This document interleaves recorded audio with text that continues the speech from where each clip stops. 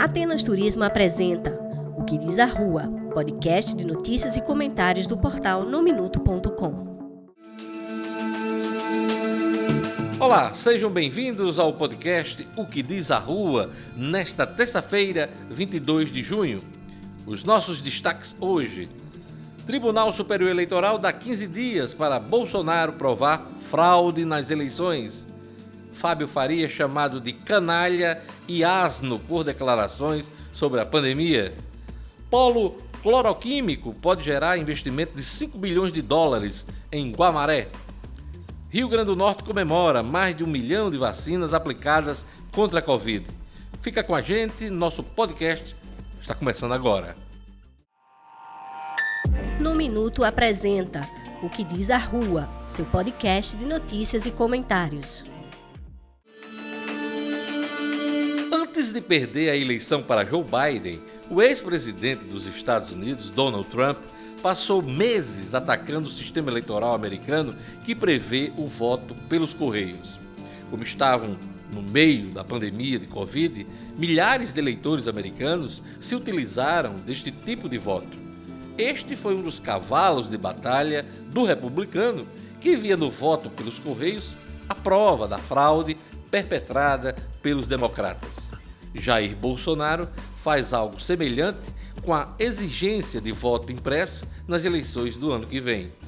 Além de apontar fraude na eleição presidencial de 2018, que venceu com ampla margem de votos no segundo turno, Bolsonaro fala em convulsão social se não houver voto impresso.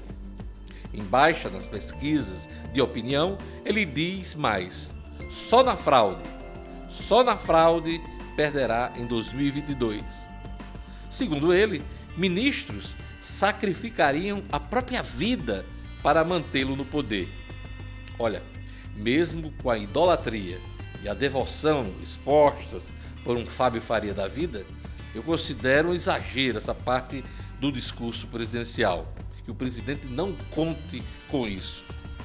Mas ele vende essa ideia de entrega total, de sacrifício, numa guerra real ou imaginária. A verdade é que Bolsonaro aposta no descrédito do atual sistema eleitoral brasileiro, cuja urna eletrônica está em uso há 25 anos, sem qualquer fraude comprovada. Foi por essa atitude que o corregedor do Tribunal Superior Eleitoral, ministro Luiz Felipe Salomão, abriu ontem o prazo de 15 dias para que o presidente da República, Jair Bolsonaro, e outras autoridades públicas que deram declarações sobre fraudes nas urnas eletrônicas apresentem evidências e informações que comprovem as falas. É bom lembrar o que disse o presidente da República neste mês de junho, numa cidade de Goiás, abre aspas: eu fui eleito no primeiro turno, eu tenho provas materiais disso, mas a fraude que existiu sim me jogou para o segundo turno. Outras coisas aconteceram e só acabei ganhando porque tive muito voto. E algumas poucas pessoas que entendiam de como evitar ou inibir que houvesse a fraude, naquele momento nos elegemos. Fecha aspas, disse o presidente. Até hoje, o presidente Bolsonaro não apresentou as provas da fraude. Agora, com o procedimento do Tribunal Superior Eleitoral, Bolsonaro terá a chance de formalizar sua denúncia. É pouco provável que o faça, eu não acredito nisso. Mas a hora de comprovar a fraude de 2018 é agora. Seria frustrante não obter as informações. Particularmente, estou curioso para ver as provas da fraude eleitoral guardadas até hoje por Bolsonaro. Se não apresentar as provas, Jair Bolsonaro vai sair desmoralizado nessa história. O não esclarecimento de relatos sobre a existência de fraudes nas eleições macula a imagem da justiça eleitoral. Talvez seja esse o plano traçado para 2022. Quando resolveu desdenhar de quem lamentou a morte de 500 mil de brasileiros por Covid-19, o ministro Fábio Faria não imaginava o tamanho da reação negativa às suas declarações.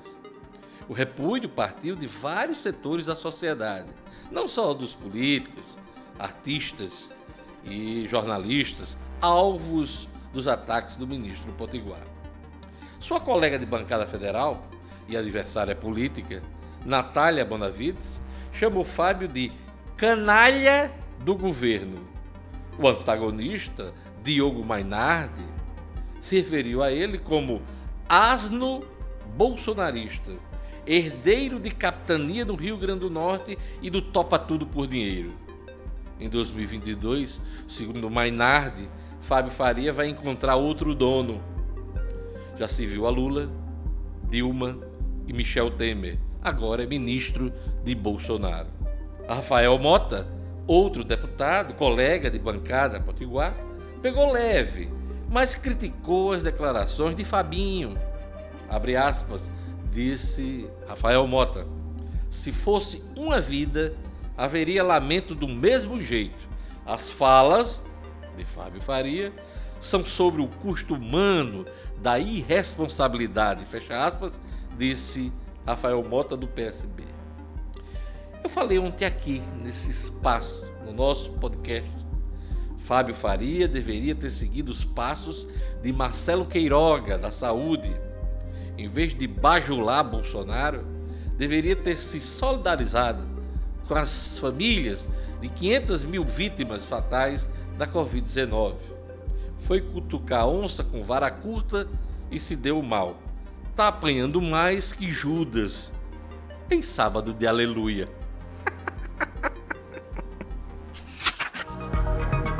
O Rio Grande do Norte pode ganhar um investimento de 5 bilhões de dólares, quase 25 bilhões de reais. Há estudos em andamento para a criação de um polo cloroquímico na região de Guamaré, sonho acalentado há pelo menos 25 anos. Confira os detalhes com o jornalista Luciano Kleiber.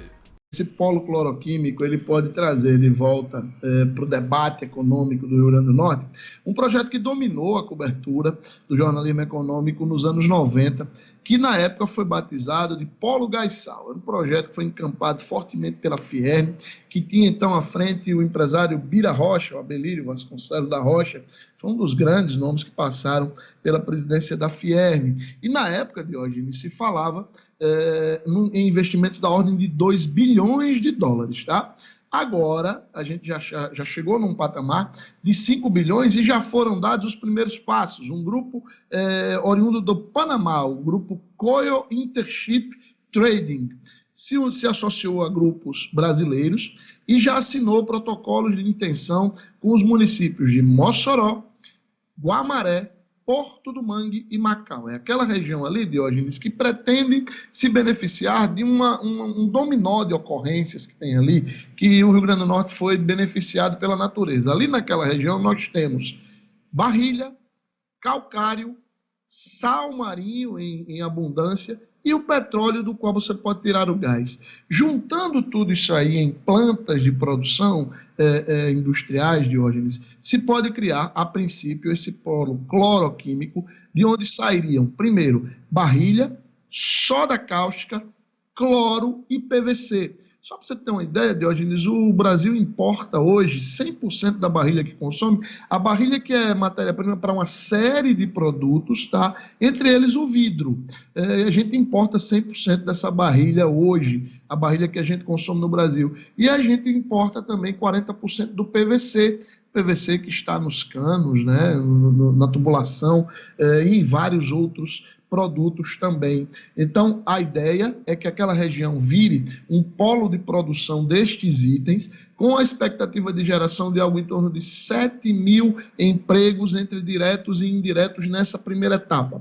Primeiramente, seriam investidos 800 milhões de reais na parte de infraestrutura e de transferências de tecnologia. A partir daí, teríamos 1,3 bilhão de dólares, 800 milhões de dólares e 1,3 bilhão de dólares. A gente está falando aí, Diógenes, somente nessa primeira etapa de perto de 4 bilhões de reais em investimentos. E dentro do pacote entraria, inclusive, aquele porto, né, aquele terminal portuário marinho, né, offshore, que a gente tem falado há algum tempo aqui, que tem chineses interessados e tal. Esse grupo também colocaria no pacote a construção desse terminal, porque ele é fundamental exatamente para escoar esses produtos. Tem alguns pontos que ainda precisam ser alinhados, entre eles, essas prefeituras que eu citei têm 150 dias para criar toda a legislação que vai dar suporte à instalação desse polo. Também existe ainda a necessidade de uma negociação com a Petrobras em torno da refinaria Clara Camarão, que está para ser privatizada, né, está para ser repassada.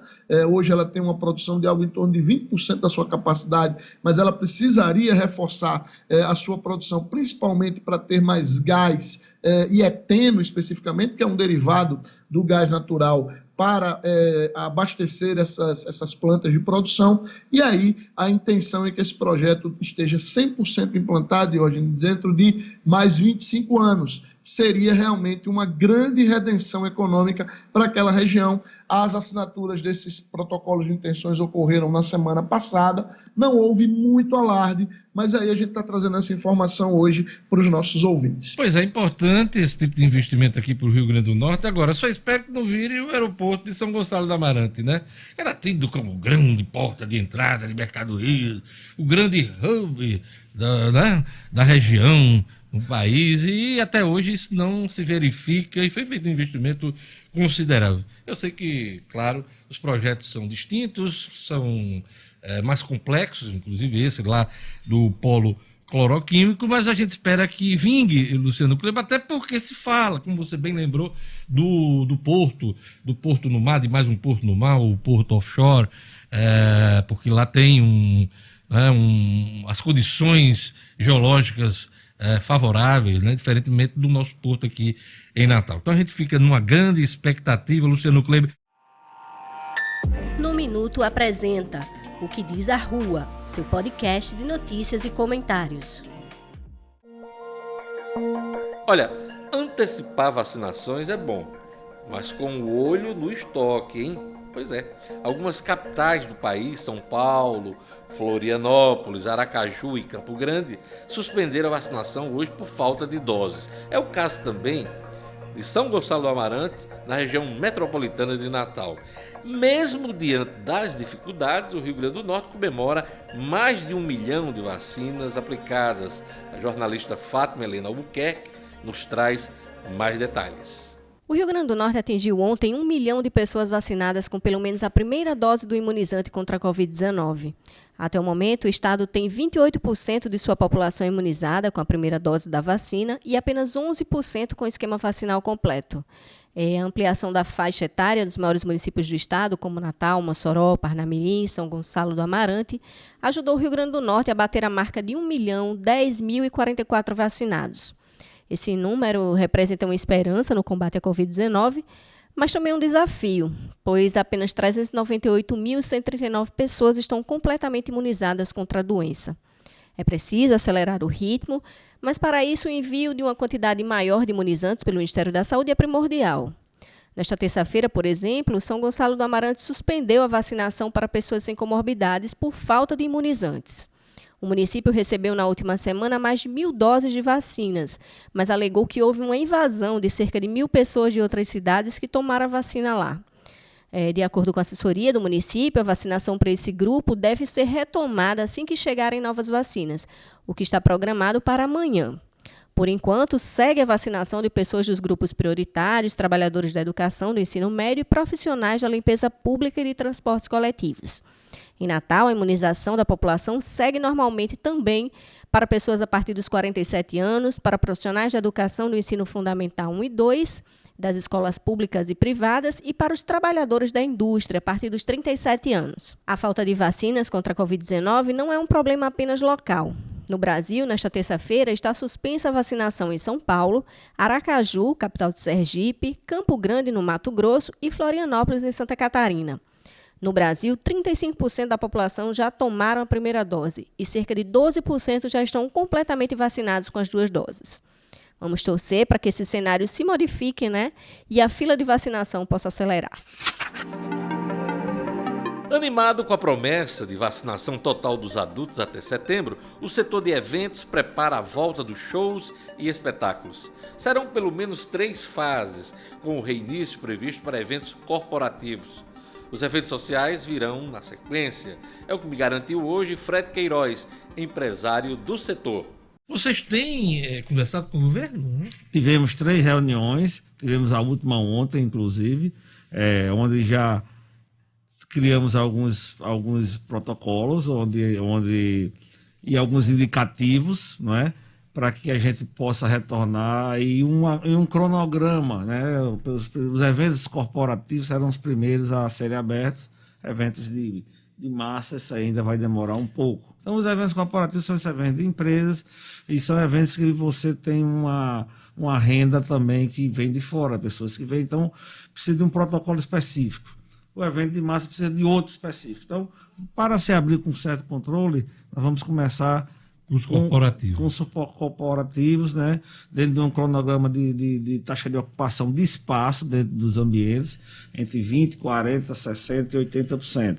Né? Dentro de intervalos aí de 15 a 20 dias. Esse é o protocolo. Não sei se entraremos já neste decreto que vai ser para a próxima essa semana, ou se já vai ficar para o próximo. Mas a expectativa é que em julho esse setor ele já esteja voltando devagar. E os eventos maiores, esses eventos mais de massa, como se diz, a gente só vai começar a criar um cronograma a partir da 3ª fase deste cronograma dos eventos corporativos. Então, a perspectiva é que a gente possa retornar no mês de setembro, outubro. Eu queria saber qual a perspectiva dos grandes eventos sociais. Nós temos na agenda tradicional, você tem o MADA, que é um evento tradicional todos os anos. Você tem o Carnatal, em dezembro, né? Geralmente em dezembro. Qual é a perspectiva diante dessa sinalização de retomada do setor de eventos, desses eventos acontecerem em formatos até mais restritos? Eu acho assim, que o MADA talvez possa acontecer dentro de um formato híbrido aí, tá? É outubro o evento.